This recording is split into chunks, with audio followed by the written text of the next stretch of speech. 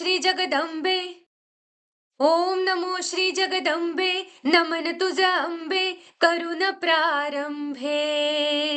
डफावर थाप तुंतुण्याचा, डफावर थाप तुंतुण्याचा. शाहीर हा महाराष्ट्राचा प्राण, शाहीर हा महाराष्ट्राचा प्राण. शिवप्रभूच गातो गुणगान जी जी जी. शिवप्रभूच गातो गुणगान जी जी जी जी जी जी.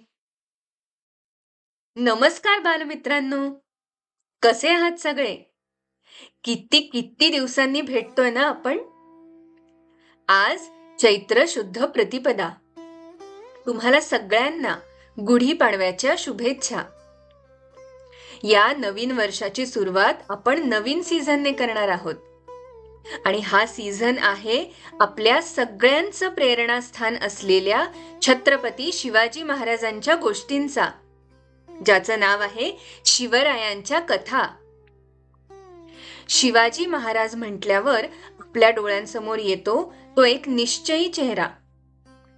त्यांनी आपलं राज्य परत मिळवण्यासाठी लोकांना एकत्र घेऊन प्रयत्न केले आणि त्यांच्यामुळे लोकांमध्ये हरवलेला आत्मविश्वास परत आला. आपण जिथे राहतो त्या मातृभूमीबद्दलचं प्रेम वाढीला लागलं. मुलांनो, तुम्ही कधी विचार केला आहे का की शेकडो वर्ष उलटून गेली तरी आजही आपण महाराजांच्या गोष्टी तितक्याच आवडीने का ऐकतो बरं? याचं कारण असं की शिवचरित्र म्हणजे केवळ युद्धाच्या कथा नाहीत, तर तो एक उत्तम माणूस बनण्याचा प्रवास आहे. पण हे सगळं शिवाजी महाराजांना का बरं करावं लागलं आणि त्यांनी ते कसं केलं? जेव्हा महाराज तुमच्यासारखे लहान होते तेव्हापासूनच त्यांच्या मनात एक मोठं स्वप्न होतं आणि ते स्वप्न म्हणजे स्वराज्य. त्यांनी आपल्याला शिकवलं की मनात जर जिद्द असेल तर कोणतीही गोष्ट अशक्य नसते.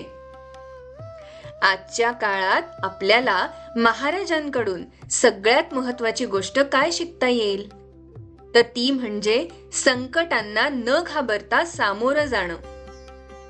मग समोर अफजल खान असो वा औरंगजेब, महाराजांनी सुद्धा कधीही हार मानली नाही. त्यांनी आपल्या बुद्धीचा आणि चातुर्याचा वापर करून प्रत्येक संकटावर मात केली. मुलांनो, महाराजांनी आपल्याला केवळ लढायलाच शिकवलं नाही तर आपल्या मित्रांवर प्रेम करायला आणि त्यांचा विश्वास जिंकायलाही शिकवलं. मावळ्यांनी महाराजांसाठी आपले प्राण दिले कारण महाराजांनी त्यांच्यावर जीवापाड प्रेम केलं. एक चांगला नेता कसा असावा, आपल्या सोबतच्या माणसांना कसं जपावं, याचं शिवराय हे सर्वात मोठं उदाहरण आहेत. त्याबरोबरीनेच स्त्रियांचा आदर करणं, गरीब श्रीमंत असा भेदभाव न करणं आणि नेहमी सत्याच्या बाजूने उभं राहणं, हे संस्कार आपल्याला त्यांच्या चरित्रातून मिळतात. महाराजांच्या जीवनातून आपण 3 मोठे धडे शिकू शकतो. पहिला धडा म्हणजे राष्ट्रप्रेम किंवा आपण जिथे राहतो त्या मातीवरचं प्रेम. सह्याद्रीसारख्या डोंगररांगा, उंच सखल प्रदेश, सुलतानी वर्चस्वामुळे त्रासलेली प्रजा, अशा परिस्थितीत स्वराज्याची कल्पना करणं सोपं नव्हतं. तरीही महाराजांनी हे अशक्य आहे असं कधी म्हटलंच नाही. सगळ्यांना एकत्र घेऊन त्यांनी स्वराज्य स्थापन केलं. दुसरा धडा नेतृत्व म्हणजे आदेश देणे नव्हे तर जबाबदारी घेणे. महाराज आपल्या मावळ्यांसोबत चालत, त्यांच्याबरोबर संकटात उभे राहत. खरे नेतृत्व म्हणजे मी पुढे असे म्हणणे. शाळेत, घरी किंवा मित्रांमध्येही हेच लागू होतं. तिसरा धडा चारित्र्य आणि मूल्य हीच खरी शक्ती. शत्रूच्या स्त्रियांचा सन्मान राखणे, विविध धर्मांच्या लोकांना सन्मान देणे, प्रजेचा विचार करणे, हे त्यांचे मोठेपण होते. ताकद असणे महत्त्वाचे, पण ती योग्य कारणासाठी वापरणे अधिक महत्त्वाचे. शिवचरित्र आपल्याला सांगते की परिस्थिती कितीही कठीण असो, योग्य विचार आणि निश्चय असेल तर बदल घडवता येतो. इतिहास म्हणजे भूतकाळातील घटना नव्हेत, तो भविष्य घडवण्यासाठीची दिशा आहे. या सीझनच्या माध्यमातून आपण महाराजांच्या जीवनातील असेच काही थरारक आणि प्रेरणादायी प्रसंग अनुभवणार आहोत. या सीझनमध्ये आपण त्यांच्या आयुष्यातील प्रसंग फक्त ऐकणार नाही, तर प्रत्येक कथेतून एक प्रश्न घेऊन बाहेर पडणार आहोत. मी या कथेतून काय शिकतो?